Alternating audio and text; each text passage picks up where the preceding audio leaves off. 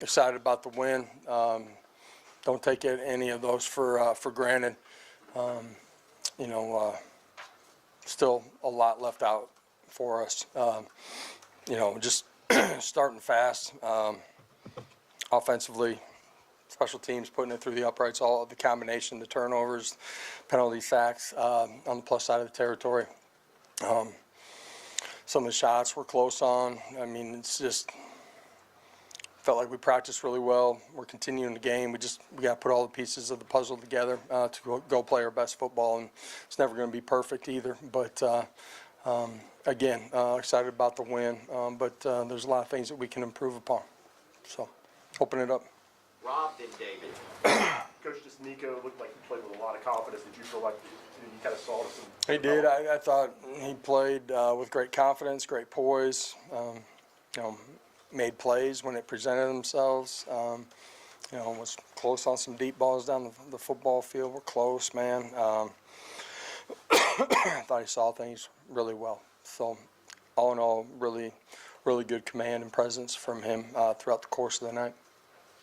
Josh, as a follow-up to that, the 28 of 38, the 38 attempts, did that surprise you, and what dictated such a high number of attempts for him tonight? Some of it's, just what they're giving you, and situational football can dictate that too. And end of the night, he gave us an opportunity to move the football. Adam, then Paige. Josh, a whole bunch of playoff contending teams lost tonight. What's the key to pulling out wins in November when you're not playing your absolute best? Man, I don't know who those teams are. Every week is its own season. You got to be good enough to go win on that Saturday and play all three phases together. But you have to play smart football.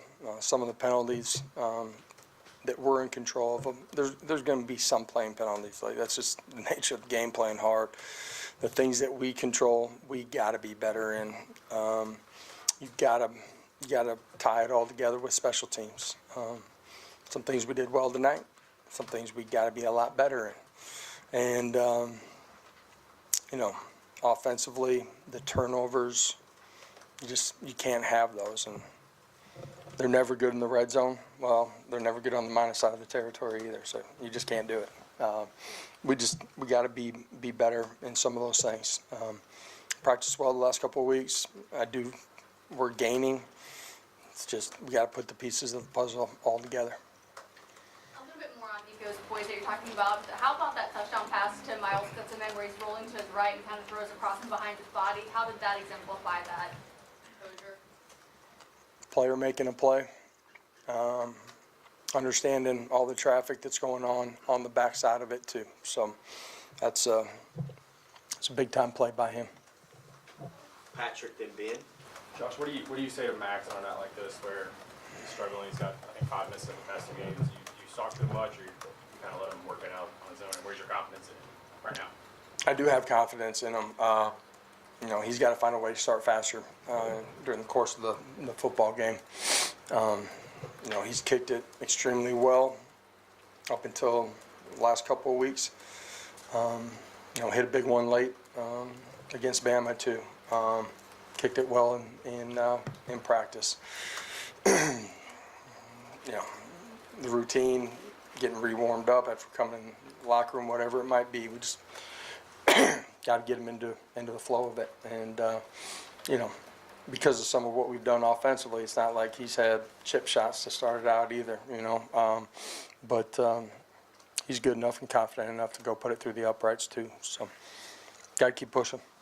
Josh, I'll ask you about all three of your running backs. What did you see from Dylan Sampson bouncing back? Do you have an update on Bishop, and what did you see from Lewis there?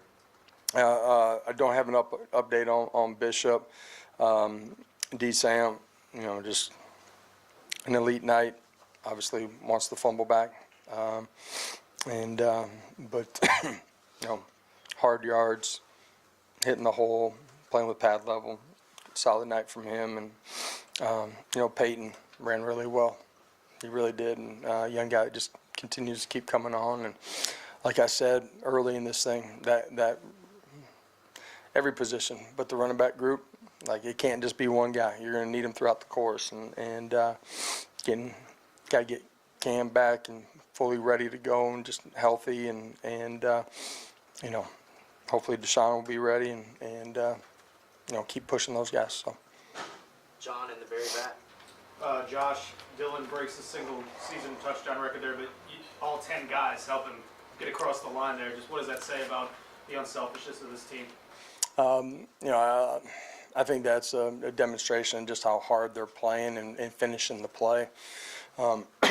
D-Samp, that's an old record, I think, and pretty special one. But I said it in the locker room too, is, you know, we recognize some of the guys with, you know, big plays, the turnovers on defense, that type of thing. You know, running backs don't get to do that unless they got 10 other guys doing their job too. And, you know, it's a credit to everybody, starting with the 5 guys up front, the tight ends, and, you know, perimeter blocking and quarterback too. So D-Samp's the first guy that would say that too. So end of the day, you know, it was a special moment for him and some of the guys, but a lot left out there for us too.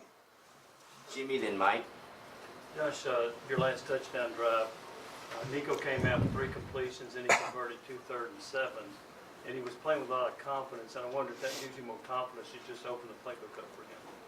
Yeah, you know, I don't feel like the playbook hasn't been open. I'm not sure that's the right way to verbalize it. You know, you know, situational football, like understanding the scheme, all 11 matchups, like it all goes into, you know, how we play the game. But, you know, we got great trust in Nico, and, man, quarterback's not a position of perfect. It's just not. He's a young player that continues to get better with every play. You guys heard me say that before the season. But his competitive makeup and ability to make plays and, you know, be a good decision maker back there. He had a great night, man, and he's played a lot of really good football. Good news for him and for us is his best football still in front of him. Pretty good pusher too, isn't he? Yeah, I'm not sure he had the most important part of that push, but yeah. Eric, then Ben. I'm sure you guys preach complimentary football all the time. As a coach, how rewarding is it to see those 2 takeaways lead to 2 touchdowns in the second half? Yeah, big part of the the outcome of the football game. Brooks, you know, big time play and just overall defensively, second half played really good football. Offensively, able to take advantage of it and go finish some drives off. So, big part of finishing the game the right way and you know, keeping us on the right side of the scoreboard. Josh, what did you think about Miles bouncing back from his Alabama game, and what did you think of the tight ends overall? You know, I thought there were some really positive things. There's some things that, you know, they'd want to finish on, you know what I mean? So some plays on the perimeter, and, you know, we're illegal formation, you know what I mean? You know, there's some little things like that we're in control of, that we can be better. And, but all in all, I mean, they played and strained hard in the core, made some plays in the pass game. It was a good night. All right. Thank you, Coach. We'll have players here Thank you all. shortly. Have a great night.